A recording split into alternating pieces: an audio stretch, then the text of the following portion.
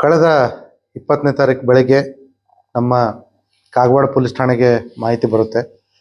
ಶೇಡ್ಬಾಳ ಗ್ರಾಮದ ಹೊರವಲಯದಲ್ಲಿ ನಳಿನ್ ಅನ್ನೋಂಥವರ ಜಮೀನಿನಲ್ಲಿ ಒಂದು ಶವ ಬಿದ್ದಿದೆ ಅಂತ ಹೇಳಿ ತಕ್ಷಣ ನಮ್ಮ ಪೊಲೀಸರು ಸ್ಥಳಕ್ಕೆ ಧಾವಿಸ್ತಾರೆ. ಅಲ್ಲಿ ಹೋಗಿ ನೋಡಿದಾಗ ಒಬ್ಬ ವ್ಯಕ್ತಿಯನ್ನು ಯಾರೋ ತಲೆ ಮೇಲೆ ಕಲ್ಲು ಹಾಕಿ ಕೊಲೆ ಮಾಡಿರ್ತಕ್ಕಂಥದ್ದು ಕಂಡುಬರುತ್ತೆ. ಆ ಪ್ರಕಾರವಾಗಿ ನಮ್ಮ ಪೊಲೀಸರು ಮೃತನಾದಂಥ ಶಶಿಕಾಂತ್ ಹೊನ್ಕಾಂಬಳೆ ಅವನ ಪತ್ನಿ ಆದಂಥ ಮಂಗಳ ಕಡೆಯಿಂದ ಒಂದು ಕಂಪ್ಲೇಂಟನ್ನು ತಗೊಳ್ತಾರೆ. ಕೊಲೆಯ ತನಿಖೆ ಕೈಗೆತ್ತಿಕೊಳ್ತಾರೆ. ಪ್ರಾರಂಭದಲ್ಲಿ ನಮಗೆ ಯಾವುದೇ ಸಾಕ್ಷಿಗಳು ಕುರುಹುಗಳು ಇರೋದಿಲ್ಲ. ಜೊತೆಗೆ ಅವರ ಕುಟುಂಬದವರು ಕೂಡ ಯಾರ ಮೇಲೆ ಸಂಶಯ ಕೂಡ ವ್ಯಕ್ತಪಡಿಸಿರೋದಿಲ್ಲ. ಹಾಗಾಗಿ ಸುಮಾರು 1 ದಿವಸದ ಮಟ್ಟಿಗೆ ನಮಗೆ ಇದೊಂದು ಜಟಿಲವಾದಂಥ ಒಂದು ಪ್ರಕರಣ ಆಗಿರುತ್ತೆ. ತದನಂತರ ನಮ್ಮ ಪೊಲೀಸರು ತಮ್ಮ ಚಾಣಾಕ್ಷತನದಿಂದ ಆರೋಪಿಯನ್ನು ಪತ್ತೆ ಹಚ್ಚುವಲ್ಲಿ ಯಶಸ್ವಿಯಾಗಿದ್ದಾರೆ.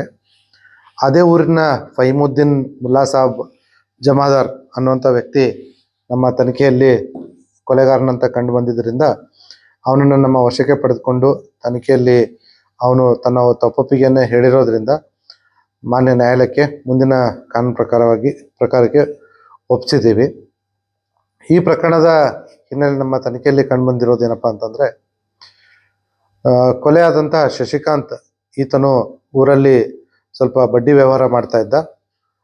ಅದೇ ರೀತಿಯಾಗಿ ಈ ಫೈಮುದ್ದೀನ್ ಕೂಡ ಶಶಿಕಾಂತ್ ಹತ್ರ ಸಾಲ ತೆಗೆದುಕೊಂಡಿದ್ದ. ಮುಂಚೆ ತೆಗೆದುಕೊಂಡಿರೋ ಹಣಕ್ಕೆಲ್ಲ ಬಡ್ಡಿ ಸಮೇತ ವಾಪಸ್ಸು ತೀರಿಸಿದ್ದ.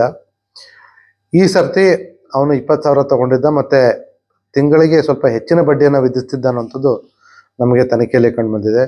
ಆ ಒಂದು ಸಿಟ್ಟಲ್ಲಿ ಅದು ಏನು 20,000 ವಾಪಸ್ ಕೊಡಬೇಕಾಗಿತ್ತು, ಅದನ್ನು 19ನೇ ತಾರೀಕು ಕೊಡ್ತೀನಿ ಅಂತ ಹೇಳಿದ್ದ ಯಾರು, ಫೈಮುದ್ದೀನ್.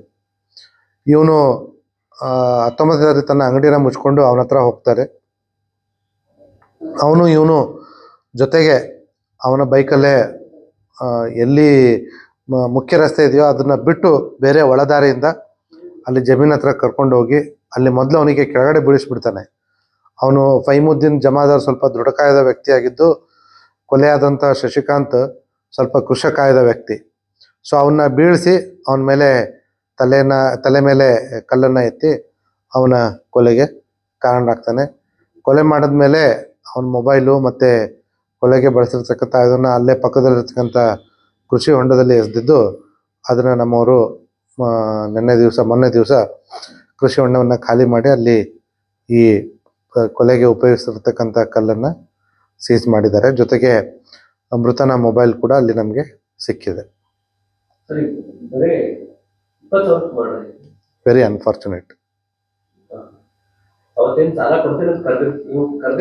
ವಾಪಸ್ಸು ಸಾಲನ ತೀರಿಸ್ತೀನಿ ಅಂತ ಹೇಳ್ಬಿಟ್ಟು ಇವನು ಕೊಲೆಗಾರ ಅವನಿಗೆ ಹೇಳಿರ್ತಾನೆ. ಸೊ ಅವನೇ ಬರ್ತಾನೆ ಇವನ ಅಂಗಡಿಗೆ. ಇವನು ಹೂವಿನ ವ್ಯಾಪಾರಿ ಶಶಿಕಾಂತ್.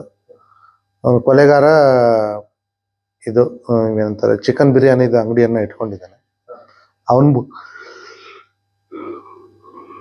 ಮೂಲತಃ ಮೀರಜ್ನವನು. ಇತ್ತೀಚೆಗೆ ಅಂದರೆ 3 ವರ್ಷದ ಕೆಳಗಡೆ ಇಲ್ಲಿ ಬಂದು ಸೆಟ್ಲ್ ಆಗಿ ಒಂದೊಂದು 15 ಗುಂಟೆ ಜಮೀನಿದೆ ಅಲ್ಲಿ ಒಂದು ಶೆಡ್ಡನ್ನು ಹಾಕ್ಕೊಂಡು ಊರಲ್ಲಿ ಚಿಕನ್ ಬಿರಿಯಾನಿನ ಮಾರ್ಕೊಂಡು ಇದ್ದ. ಶಶಿಕಾಂತ್ನ ಅಂಗಡಿಗೆ ಅವನೇ ಬರ್ತಾನೆ. ಕರ್ಕೊಂಡು ತನ್ನ ಬೈಕಲ್ಲೇ ಕೂಡಿಸ್ಕೊಂಡು ಹೋಗಿ ಊರ ಹೊರಗಡೆ ಹೋಗಿ ಅವನಿಗೆ ಕೊಲೆ ಮಾಡ್ತಾನೆ. ಚಾಲೆಂಜಿಂಗ್ ಆಗಿತ್ತು.